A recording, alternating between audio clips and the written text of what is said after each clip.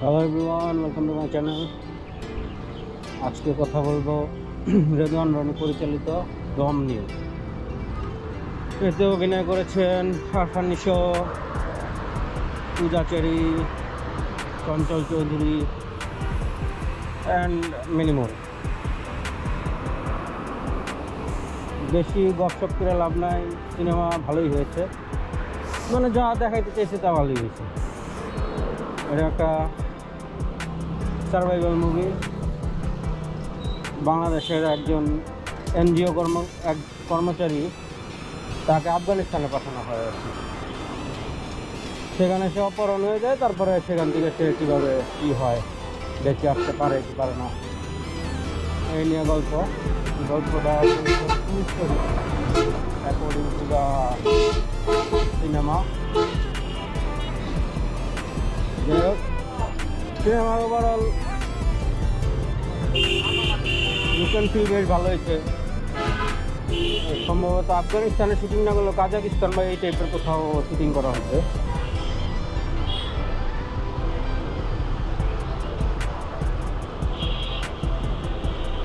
ওই সময়ের আফগানিস্তানের পরিস্থিতিটাও কিছুটা উঠে আসছে। তারা আফগানিস্তানের লোকজন সবাই যে খারাপ তা না, কেউ কেউ ভালো আছে এরকমও দেখানোর চেষ্টা করা হচ্ছে। এই কষ্টের সিচুয়েশনের মধ্যে অনেকেই তাকে সাহায্য করছে, ব্যাপারগুলি ভালোভাবে ফুটে উঠছে। বিশেষ করে একটা দৃশ্য, সূরা ইউনূস নিয়ে একটা দৃশ্য আছে, দৃশ্যটা আমার খুব ভালো লাগে, সুন্দরভাবে এটা প্রেজেন্ট করা হয়েছে।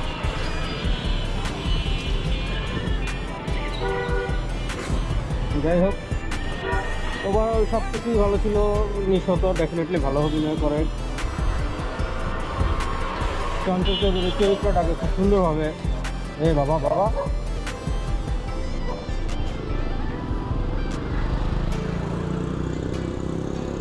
চঞ্চল চৌধুরীর চরিত্রটাকে সুন্দরভাবে কাজে লাগানো হয়েছে, যা বাংলা মুভিতে সাপোর্টিং অ্যাক্টরদেরকে দিয়ে এরকম সুন্দর উপস্থাপনা সচরাচর হয় না।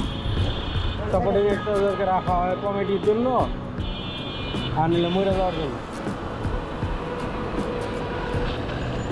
এনিওয়ে, মোটামুটি সব কিছু ভালো থাকে। সিনেমাটোগ্রাফি খুবই ভালো ছিল, এটা প্রশংসা করার মতো।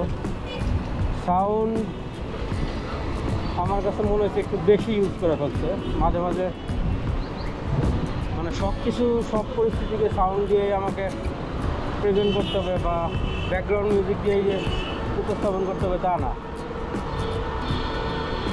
যারা অভিনেতা আছে, অভিনেতাদের দক্ষতার উপরেও কিছুটা ভরসা করা উচিত। পরিচালক সাহেবের এটা মাথায় রাখা উচিত। উনি নাটক আর ওয়েব সিরিজ বেশি বানায়, তো ওইখানে সাউন্ড ইউজ করতে করতে সিনেমায়ও সেই ছাপটা হিসাব। তবে সবচেয়ে অড ছিল হচ্ছে কি, আমার মনে হয়েছে পূজা চেরিকে এই চরিত্রতে খুব একটা কিছু মানায় নাই বলতে, চরিত্রটাতে আরেকটু নমনীয় ফেস বা আরেকটু নমনীয় অ্যাপিয়ারেন্সের কাউকে দরকার ছিল।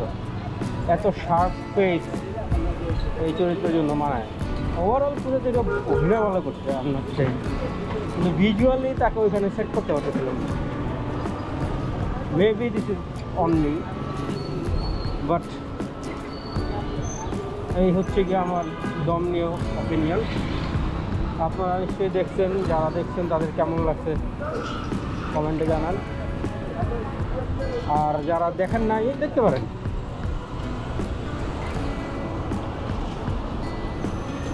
আশা করি খারাপ লাগবে। যাই হোক, এই যে 3টা সিনেমা দেখছি সোফার, 3টার মধ্যে 2টা নিয়ে রিঅ্যাকশন দিলাম। আগামী পর্বে মনোনন্দ এক্সপ্রেস নিয়ে কিছু কথাটা বলব।